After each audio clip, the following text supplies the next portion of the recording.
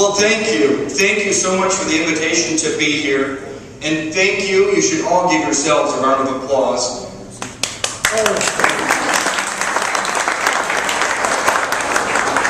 For becoming aware, becoming active, and educating other folks around our community, around our state, and this great country about the Constitution, educating other folks about taking government back.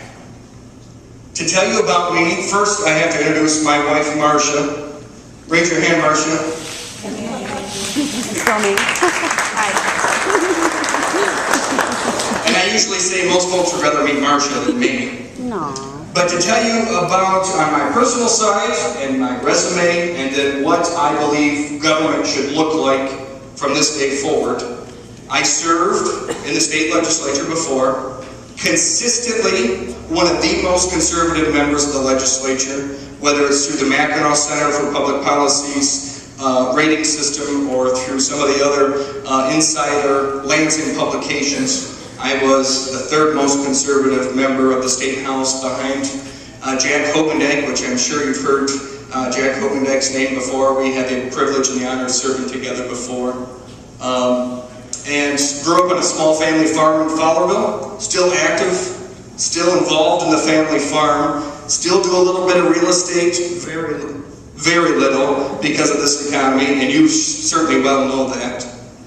But I'm setting out on this venture, on this journey to become the next state senator from this community, and the district includes Livingston, Shiawassee, and southern Ingham counties. And the portion of southern Ingham County that makes up the district is Mason, Stockbridge, and Leslie areas.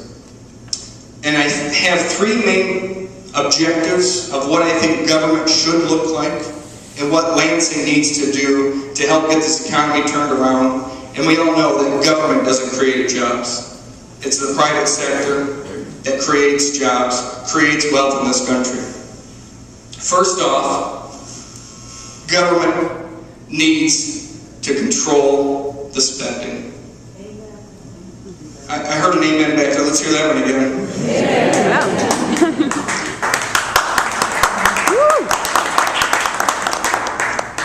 We have a national debt projection, if President Obama gets his way, a national debt projection of $40 to $50 trillion in 10 years. Right around $40,000. Can you hear me without talking to this? Okay. Right around $40,000 per American today, this country's in debt. Look around you. To your left, to your right, that's $40,000 per head in this room, times that by every American citizen in this country. And that doesn't include all the illegals. Government needs to control its spending on all levels. The state government, the state budget is projected to be about $45 or $46 billion this coming fiscal year. Unbelievable. Michigan must have a better tax structure.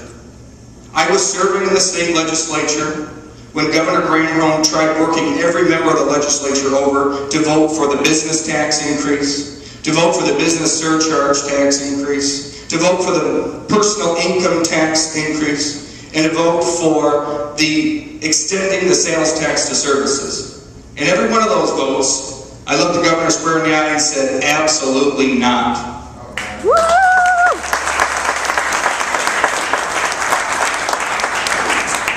Government must live within its means.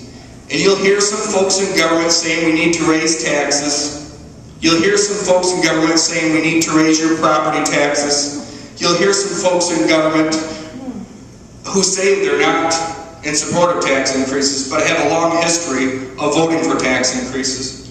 I'm telling you, I'm against raising taxes. I have a history of voting against tax increases, and I believe spending every taxpayer dollar to the fullest extent.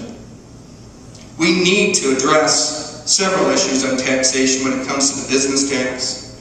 I support, in the long run, the pure fair tax across this country is the right answer. Some may agree, some may not agree, but purely a fair tax across this country is the right answer, I believe. And thirdly, I have a strong, strong belief that government needs to get the heck out of the way. And give me a clap there. I've heard several Republican candidates for governor speak about all of the personal stories of businesses across this great state, all of their personal stories of government getting in the way of progress, getting in the way of expansion and growth in their business, in our economy. And I'm here to tell you, there are so many state departments within the state's budget that do get in the way, whether it's the DEQ, OSHA, MyOSHA, all of these have traumatic and profound, awful impacts on business, on job growth in this state. It is imperative to rein in those, and I hate to use the term, but I will. And I mentioned this to the Farm Bureau yesterday, that they mentioned or were questioning about the DEQ and how to rein in the DEQ, and I said the best answer there is to probably emasculate them and then defund them. Those are my three main principles or beliefs of where I think Lansing needs to go. I'm here to tell you, I haven't made this public yet, but I'm going to be signing the no tax increase pledge.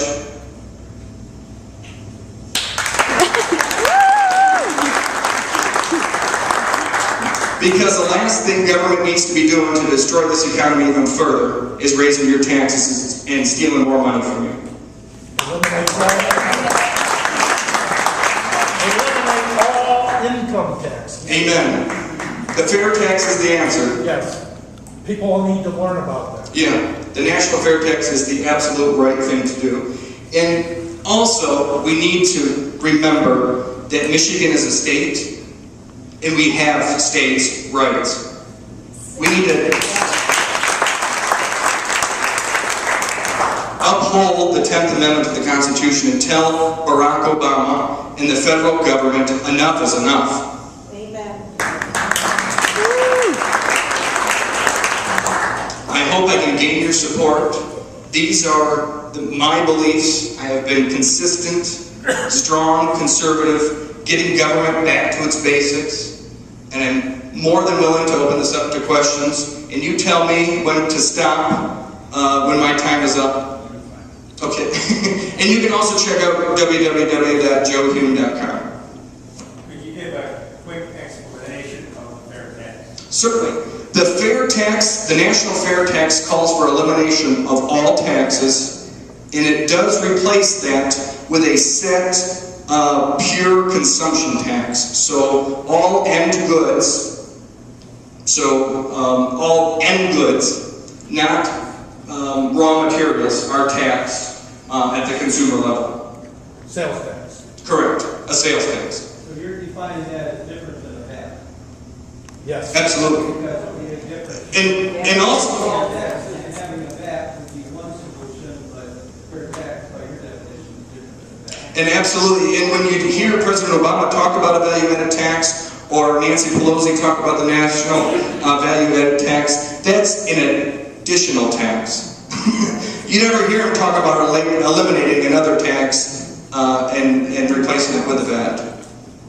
How does the Michigan fair tax differ from the national fair tax? Good question. How does the Michigan fair tax proposal differ from the national fair tax? From the information that I've gathered from the Michigan fair tax folks is, I think it's about a 10%, roughly, and I might be wrong there, tax on end products, but they still allow local units of government and local school districts and community colleges under their proposal to adopt property taxes, which gets in my craw there.